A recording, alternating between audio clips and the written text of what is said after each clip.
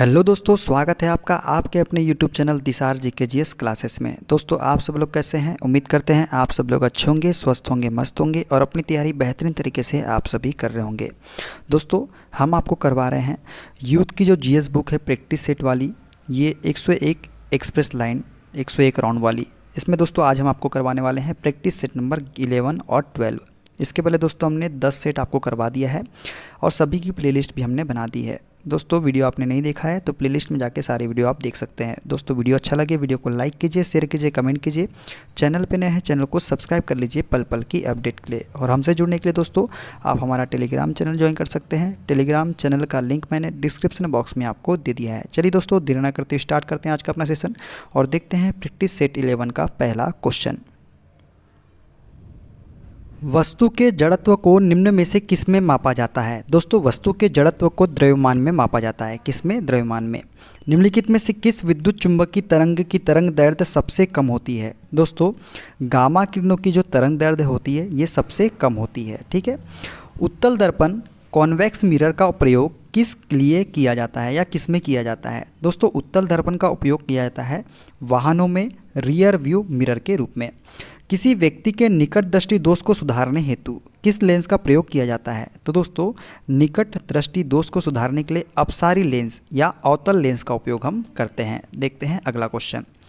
30 वाट का एक उपकरण 12 वोल्ट की बैटरी के साथ संयोजित है। उपकरण में प्रवाहित धारा खालिस्तान होगी।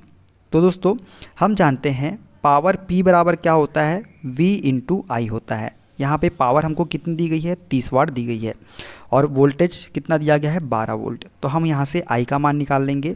तो क्या हो जाएगा? P बराबर V इंटू आई। तो I बराबर क्या हो जाएगा?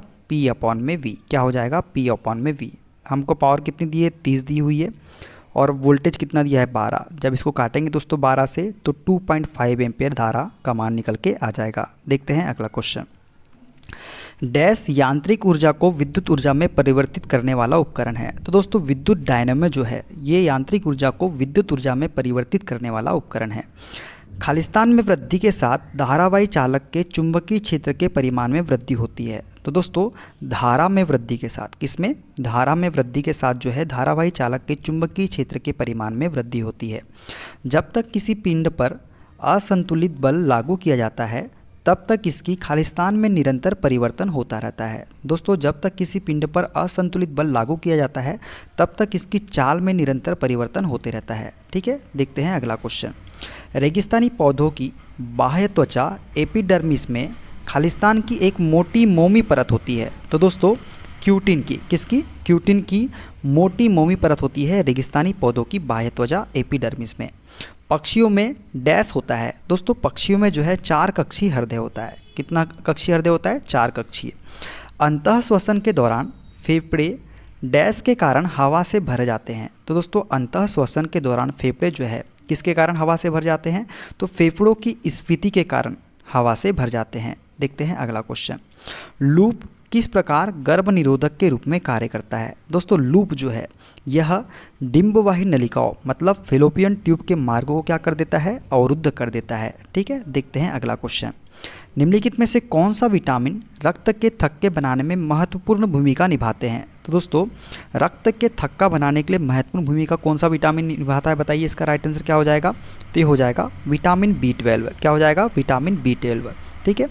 किण्वन की प्रक्रिया खालिस्तान में होती है। दोस्तों, किण्वन की प्रक्रिया जो है ये किस में होती है? तो ये होती है दोस्तों ऑप्शन नंबर बी, यीस्ट में। किस में?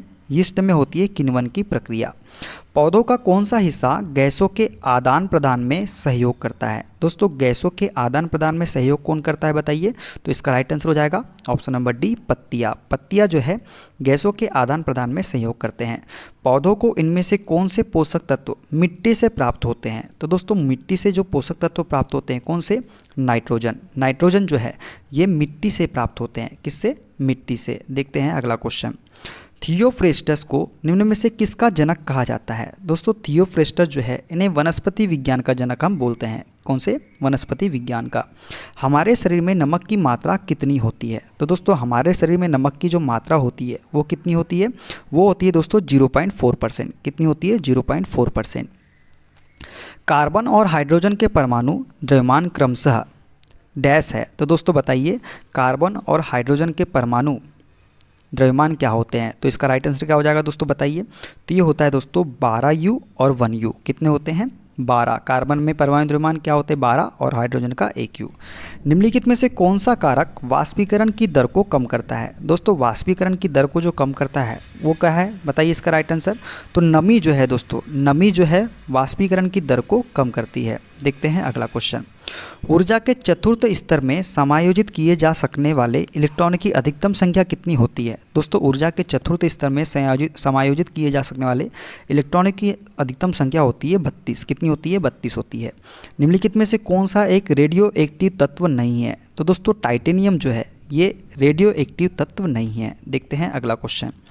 निम्नलिखित में से कौन सा तत्व तांबे से अधिक अभिक्रियाशील होता है? तो दोस्तों तांबे से अधिक अभिक्रियाशील जो होता है वो होता है option number C zinc. Zinc जो है तांबे से अधिक अभिक्रियाशील होता है। देखते हैं अगला क्वेश्चन।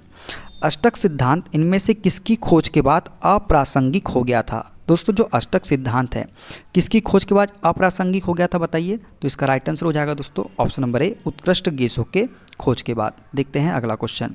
गैस की लौ का कौन सा भाग सर्वाधिक गर्म होता है? तो दोस्तों गैस की जो लौ होती है इसका जो सर्वाधिक गर्म भाग होता है वो कौन सा होता है? तो ये वाला नीला वाला भाग। कौन सा भाग? नीला वाला भाग जो होता है सर्वाधिक गर्म होता है। देखते हैं दोस्तों अगला सेट। न्यूटन के गति के दूसरे नियम का समीकरण क्या है? दोस्तों न्यूटन के गति के दूसरे नियम का समीकरण है F बराबर ma। क्या है? F बराबर ma। मनुष्यों के लिए ध्वनि की श्रव्य सीमा लगभग डैश होती है? तो दोस्तों ये होती है 20 हर्ट्ज से 20,000 हर्ट्ज। कौन सी होती है? 20 हर्ट्ज से 20,000 हर्ट्ज। देखते हैं अगला क्वेश्चन। सर्च लाइट का परावर्तक कौन सा होता है? दोस्तों जो सर्च लाइट होती है इसका परावर्तक कौन सा होता है? तो ये होता है दोस्तों ऑप्शन नंबर बी अवतल दर्पण। अवतल दर्पण जो है सर्च लाइट का परावर्तक होता है। देखते हैं अगला क्वेश्चन। हाइपरमेट्रोपिया से पीड़ित लोगों द्वारा डैश लेंस का उपयोग किया जाता है? दोस्तों हाइपरमेट्रोपिया से पीड़ित लोगों द्वारा जो है कौन सी लेंस का उपयोग करते हैं हम? उत्तल लेंस का। किसका? उत्तल लेंस का। ठीक है। देखते हैं अगला क्वेश्चन। सूर्य से आने वाली वायुमंडल द्वारा अपवर्तित होती है। जो सूर्य से आने वाली किरणें होती है ये वायुमंडल द्वारा क्या होती है? अपवर्तित होती है। इसके कारण आभासी सूर्योदय जो है वास्तविक सूर्योदय से लगभग डैश होता है। तो दोस्तों सूर्य से आने वाली किरणें वायुमंडल द्वारा अपवर्तित होती है। इसके कारण आभासी सूर्योदय जो है वास्तविक सूर्योदय से जो होता है क्या होता है? 2 मिनट पहले होता है। क्या होता है? 2 मिनट पहले होता है। तो D is the correct answer. देखते हैं अगला क्वेश्चन। विद्युत मोटर का कौन सा भाग उसमें प्रभावित धारा के प्रवाह की दिशा को उलट देता है? तो दोस्तों विद्युत मोटर का कौन सा भाग है जो उसमें प्रभावित धारा के प्रवाह की दिशा को उलट देता है? तो इसका राइट आंसर क्या हो जाएगा दोस्तों बताइए। तो इसका राइट आंसर हो जाएगा ऑप्शन नंबर सी विभक्त वलय। विभक्त वलय जो है विद्युत मोटर का भाग है जो उसमें प्रवाहित धारा की प्रवाह की दिशा को उलट देता है। देखते हैं अगला क्वेश्चन। जब किसी तार से होकर धारा प्रवाहित होती है तो प्रत्येक बार कंपास की सुई में विक्षेपण होता है। इस विक्षेपण पर सर्वप्रथम किसका ध्यान गया था? तो दोस्तों सर्वप्रथम जो ध्यान गया था किसका गया था? तो ये गया था दोस्तों option number B Hans Christian Oersted का। किसका? हैंस क्रिश्चियन ओर्स्टेड का ध्यान गया था सबसे पहले। देखते हैं अगला क्वेश्चन। एक पेड़ की शाखा पर बैठा बंदर अचानक नीचे जमीन पर गिर पड़ता है, यह किस नियम का उदाहरण है? तो दोस्तों जब एक बंदर जो है पेड़ की शाखा पर बैठा है अचानक नीचे ज़मीन पर गिरता है तो यह किस नियम का उदाहरण है? तो इसका राइट आंसर बताइए दोस्तों क्या हो जाएगा। तो ये हो जाएगा दोस्तों ऑप्शन नंबर ए ऊर्जा संरक्षण का नियम। किसका? ऊर्जा संरक्षण का नियम।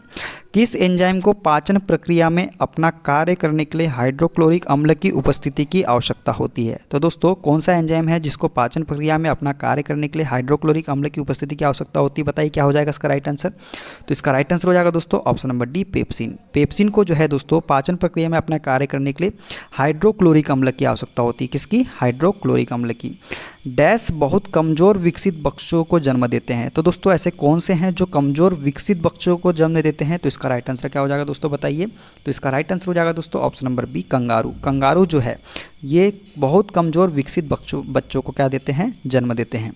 मनुष्य को निम्न में से कौन सा अंग उत्सर्जन अंग के रूप में कार्य नहीं करता है? तो दोस्तों मनुष्य का कौन सा अंग जो है उत्सर्जन अंग के रूप में कार्य नहीं करता है? तो बताइए इसका राइट आंसर क्या हो जाएगा दोस्तों। तो इसका राइट आंसर हो जाएगा ऑप्शन नंबर बी छोटी आंत। छोटी आंत जो है ये उत्सर्जन अंग के रूप में कार्य नहीं करती है। प्राणियों में जनन अंग नर और मादा युग्मक उत्पन्न करते हैं जो संलयित होकर डैश बनाते हैं। तो दोस्तों प्राणियों में जनन अंग नर और मादा युग्मक उत्पन्न करते हैं जो संलयित होकर क्या बनाते हैं, तो युग्मनज बनाते हैं। दोस्तों क्या बनाते हैं, युग्मनज बनाते हैं। देखते हैं अगला क्वेश्चन, फ्लेविन क्या है दोस्तों, तो राइबोफ्लेविन जो है दोस्तों ये क्या है, तो ये है विटामिन, क्या है, विटामिन है, क्या है, विटामिन। पाक्सिनिया ग्रेमिनिक्स कवक से खालिस्तान होता है। तो दोस्तों वाक्सीनिया ग्रेमिनिक्स कवक से जो है क्या होता है, तो ये होता है दोस्तों गेहूं में ब्लैक रस्ट, क्या होता है, गेहूं में ब्लैक रस्ट होता है। इनमें से कौन सा पुष्प नर जनन अंग का घटक नहीं है, दोस्तों कौन सा पुष्प के नर जनन अंग का घटक नहीं है, बताइए इसका राइट आंसर क्या हो जाएगा, तो इसका राइट आंसर हो जाएगा दोस्तों ऑप्शन नंबर बी वर्तिका। वर्तिका जो है नर जनन अंग का घटक नहीं है। फलों में मुख्यतः कौन सा हार्मोन प्रचुर मात्रा में पाया जाता है, तो दोस्तों फलों में जो है सबसे ज़्यादा प्रचुर मात्रा में जो हार्मोन पाया जाता है उसे हम क्या बोलते हैं, तो वो है दोस्तों साइटोकाइनिन, क्या बोलते हैं, साइटोकाइनिन। पेनिसिलिन की खोज किसने की थी दोस्तों पेनिसिलिन की खोज जो की थी अलेक्जेंडर फ्लेमिंग ने की थी। किसने की थी, अलेक्जेंडर फ्लेमिंग ने पेनिसिलिन की खोज की थी। देखते हैं अगला क्वेश्चन, निम्नलिखित में से कौन सा मानव शरीर की परमाणु संरचना का हिस्सा नहीं है, तो दोस्तों मानव शरीर की परमाणु संरचना का हिस्सा कौन सा नहीं है, तो ये हो जाएगा option number D lead. Lead जो है ये मानव शरीर की परमाणु संरचना का हिस्सा नहीं है। देखते हैं अगला क्वेश्चन, निम्नलिखित में से किसका द्रव्यमान सबसे अधिक होगा, तो दोस्तों किसका द्रव्यमान सबसे अधिक होगा बताइए, तो ये हो जाएगा NH3 के 0.1 मोल का द्रव्यमान जो है सबसे अधिक होगा। तरल अवस्था से गैसीय अवस्था में रूपांतरण को क्या कहा जाता है, दोस्तों तरल अवस्था से गैसीय अवस्था में रूपांतरण को हम बोलते हैं क्या, वाष्पीकरण, क्या बोलते हैं, वाष्पीकरण बोलते हैं। देखते हैं अगला क्वेश्चन, किसी तत्व का इलेक्ट्रॉनिक विन्यास 2, 8 और 5 है, उस तत्व का नाम क्या है, तो दोस्तों 8, 2, 10 और 15, 15 किसका है आपको बताना है कमेंट बॉक्स में, तो इसका राइट आंसर हो जाएगा फास्फोरस। फास्फोरस जो है उसका इलेक्ट्रॉन विन्यास क्या होता है, 2, 8 और 5 होता है। पिच ब्लेड किससे संबंधित है, दोस्तों पिच ब्लेड जो है ये किससे संबंधित है बताइए, तो इसका राइट आंसर हो जाएगा दोस्तों ऑप्शन नंबर बी यूरेनियम से संबंधित है पिंच ब्लेड। देखते हैं अगला क्वेश्चन, निम्न में से कौन सी धातु चांदी की तुलना में कम अभिक्रियाशील होती है, दोस्तों चांदी की तुलना में कम अभिक्रियाशील जो धातु है वो कौन सी है, Au मतलब और मतलब सोना जो है चांदी की तुलना में कम अभिक्रियाशील है। मेंडलीव की आवर्त सारणी के अनुसार हैलोजन की तरह हाइड्रोजन भी खालिस्तान के रूप में मौजूद होता है। दोस्तों मेंडलीव की आवर्त सारणी के अनुसार हैलोजन की तरह हाइड्रोजन भी जो है किसके रूप में मौजूद होता है बताइए, तो इसका राइट आंसर हो जाएगा दोस्तों ऑप्शन नंबर डी द्विपरमाणुक अणु के रूप में मौजूद होता है। देखते हैं अगला क्वेश्चन, डैश आइसक्रीम में एक स्टेबलाइजर के रूप में प्रयोग किया जाता है, तो दोस्तों कौन है जो आइसक्रीम में एक स्टेबलाइजर के रूप में प्रयोग किया जाता है, तो इसका राइट आंसर हो जाएगा दोस्तों option number A gelatin. Gelatin जो है दोस्तों इसे आइसक्रीम में एक स्टेबलाइजर के रूप में प्रयोग किया जाता है। तो दोस्तों ये थे सारे क्वेश्चन कैसे लगे कमेंट बॉक्स में जरूर बताइएगा। और दोस्तों वीडियो अच्छा लगे वीडियो को लाइक कीजिएगा, शेयर कीजिएगा, कमेंट कीजिएगा, चैनल पर नए हैं चैनल को सब्सक्राइब कर लीजिएगा पल पल की अपडेट के लिए। मिलते हैं अगले वीडियो में, अपना ख्याल रखिए, ओके बाय, टेक केयर।